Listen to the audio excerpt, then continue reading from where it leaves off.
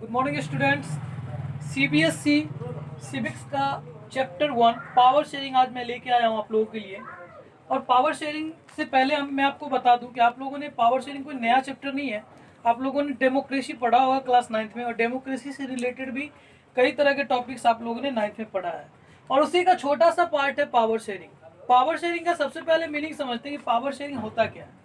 तो power sharing का मतलब ये है कि power divided into different level या different organs of the government. किसी भी गवर्नमेंट में पावर को डिफरेंट लेवल में डिस्ट्रीब्यूट करना ही पावर शेयरिंग है। ठीक है। और पावर शेयरिंग का इम्पोर्टेंस क्या है, पावर शेयरिंग डेमोक्रेसी में किस तरह से इसका इम्पोर्टेंस है, ये भी हम लोग देखेंगे कि हमारे जो काम करने के तरीके होते हैं या फिर जो वर्क होते हैं उसको किस तरह से ये हेल्प करता है पावर शेयरिंग करके। ओके, तो इसको समझने के लिए हम लोग आज चलते हैं बेल्जियम, और बेल्जियम में जाकर के देखते हैं कि पावर शेयरिंग वहाँ पे क्यों जरूरी था और किस तरह से वहाँ के जो कॉन्फ्लिक्ट थे, सोशल कॉन्फ्लिक्ट को वहाँ पे कम किया गया पावर शेयरिंग के द्वारा। आखिर बेल्जियम ने पावर शेयरिंग का क्यों लिया साथ, पावर शेयरिंग क्यों किया अपने कंट्री में, ये भी हम लोग जानेंगे। और एक नए गवर्नमेंट की वहाँ पे फाउंडेशन हुई थी, कम्युनिटी गवर्नमेंट की, तो उसके बारे में भी हम लोग चर्चा करेंगे। पहले चलते हैं बेल्जियम, और थोड़ा सा जोग्राफिकली लोकेशन की बात करेंगे और बेल्जियम की। तो बेल्जियम यूरोप का एक छोटा सा कंट्री है, एकदम छोटा सा कंट्री है। अगर भारत की तुलना की जाए तो भारत में जितना बड़ा हरियाणा स्टेट है उतना ही बड़ा बेल्जियम भी है, उससे बहुत बड़ा नहीं होगा।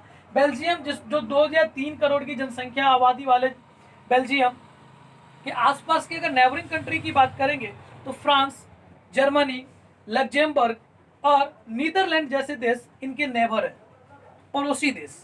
खैर, हमें लोकेशन की बात नहीं करनी थी, हमें सिर्फ बताना था कि ये एक बेल्जियम है और ये एक यूरोप का छोटा सा कंट्री है और यहाँ पे पावर शेयरिंग हुई थी।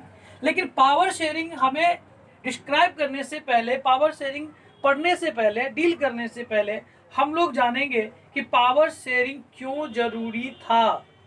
और इसके लिए जानना पड़ेगा एथनिक कम्बिनेशन के बारे में। एथनिक कम्बिनेशन जी, सबसे पहले एथनिक का मैं मीनिंग बता दूं आपको। एथनिक का मतलब होता है, एथनिक का मतलब होता है कि लैंग्वेज के बेस पे डिवीजन या फिर लैंग्वेज के बेस पे डाइवर्सिटी। ओके, भाषा के बेस पर जब डाइवर्सिटी होती है तो उसे हम लोग एथनिक बोलते हैं। और हर एक कंट्री में कई तरह के भाषा भाषी के लोग रहते हैं। ठीक उसी तरह से बेल्जियम में भी कई तरह के भाषा के लोग रहते थे। मैं आपको बता दूं कि बेल्जियम को पहले अगर डिवाइड करनी हो तो northern Belgium and southern Belgium.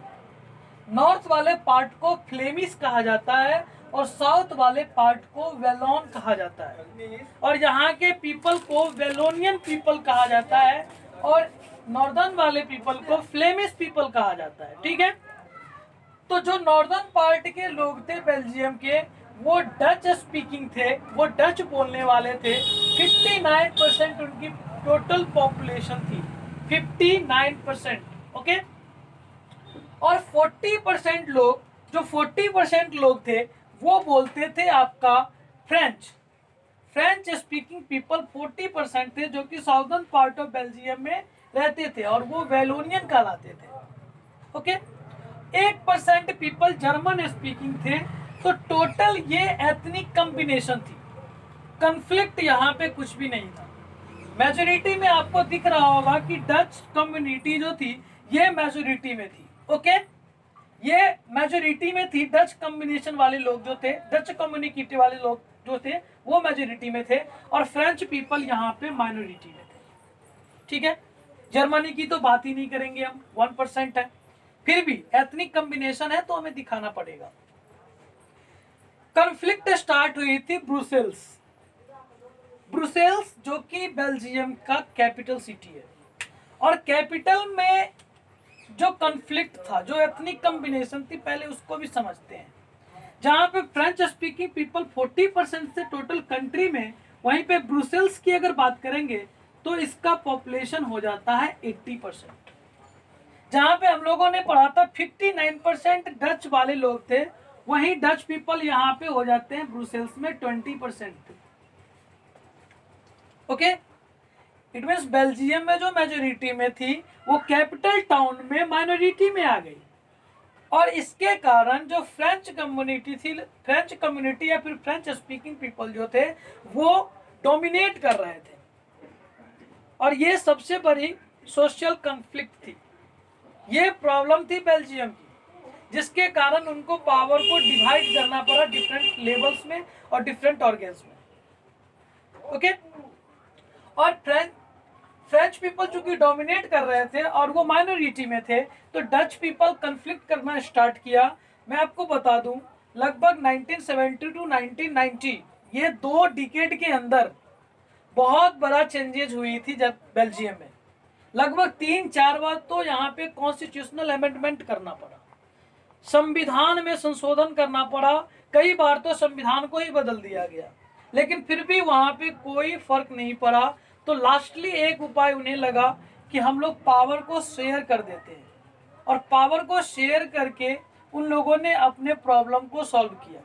Okay, तो पावर शेयरिंग का इंपोर्टेंस आप लोगों ने देखा। एक छोटा सा कंट्री बेल्जियम में जो सोशल कॉन्फ्लिक्ट थी उससे बचने के लिए बेल्जियम के गवर्नमेंट ने ये डिसाइड किया कि हमें पावर शेयरिंग करना होगा, और डच पीपल, फ्रेंच पीपल और जर्मन पीपल हर किसी की भागीदारी होगी। ठीक है, इक्वल रिप्रेजेंटेटिव फ्रेंच और डच के इक्वल रिप्रेजेंटेटिव थे, और एक नए तरह के गवर्नमेंट भी वहां पे बनाए गए जिसको हम लोग बोलते हैं कम्युनिटी गवर्नमेंट। एक गवर्नमेंट जो कि सेंट्रल गवर्नमेंट थी पूरे बेल्जियम के, दूसरा गवर्नमेंट जो कि स्टेट लेवल की गवर्नमेंट थी, ठीक है, तीसरा गवर्नमेंट जो कि कम्युनिटी गवर्नमेंट थी। डच पीपल के लिए एक गवर्नमेंट, फ्रेंच पीपल के लिए एक गवर्नमेंट, और जर्मन पीपल के लिए भी अलग से गवर्नमेंट थी। यानी कि हर तरह के भाषा भाषी के लोगों का भी उसमें इंपॉर्टेंस ख्याल रखा गया था। तो ये एक स्पेशल केस था कि कम्युनिटी गवर्नमेंट इन बेल्जियम में कम्युनिटी गवर्नमेंट भी थी। मैं आपको बता दूं, कोई भी रूल बनने से पहले कोई एक मेजोरिटी वाले उस रूल को नहीं बना सकते हैं। वहां पे ये चीजें सबसे बहुत बड़ी थी कि कोई भी एक, या फिर फ्रेंच स्पीकिंग हो या फिर डच स्पीकिंग हो, ये दोनों साथ में रहकर ही कोई भी रूल बना सकते हैं, एक के बिना दूसरा नहीं कर सकते। यही पावर शेयरिंग का इंपॉर्टेंस है। खैर, ये था बेल्जियम। हम लोग अब पढ़ेंगे श्रीलंकन के बारे में, ठीक है। तो मिलते हैं हम लोग श्रीलंका के बारे में। ओके।